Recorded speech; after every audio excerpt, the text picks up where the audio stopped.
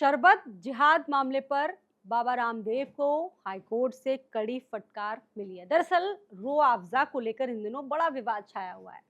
बाबा रामदेव ने एक नया शरबत लॉन्च किया है।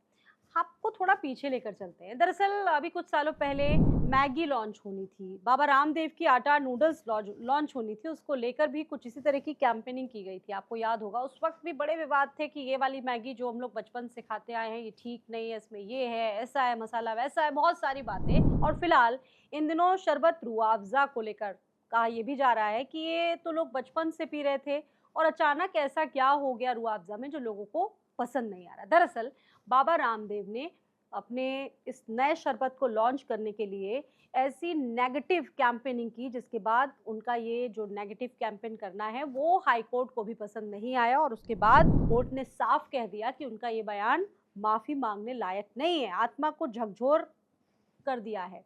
हालाँकि अब रामदेव की तरफ से, उनकी कंपनी की तरफ से कहना है, पतंजलि की तरफ से कहना है कि हम उन तमाम वीडियोज़ को हटा लेंगे।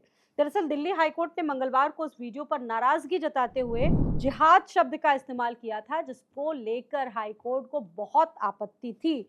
जस्टिस अमित बंसल ने कहा कि उनका ये बयान माफ़ी लायक नहीं है।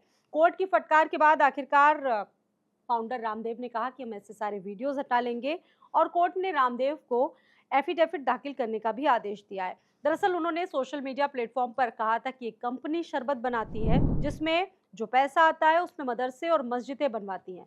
बाबा रामदेव ने कहा कि जैसे लव जिहाद है, वोट जिहाद है, वैसे ही शरबत जिहाद भी चल रहा है। ऐसे में लोगों को सतर्क रहना होगा और हमारे प्रोडक्ट को आप इस्तेमाल कर सकते हैं क्योंकि हमारे यहाँ का जो प्रोडक्ट होगा उसका देश में ही पैसा जाएगा। हालाँकि उसके बाद आपने देखा होगा कि पॉलिटिकल पार्टियाँ भी लगातार इसको लेकर बड़ा कैंपेन चला रही थी। खास तौर से विपक्ष इसको लेकर बहुत सारे वीडियोज़ जारी कर रहा था और बाबा रामदेव पर नफ़रती होने का आरोप लगा रहे थे।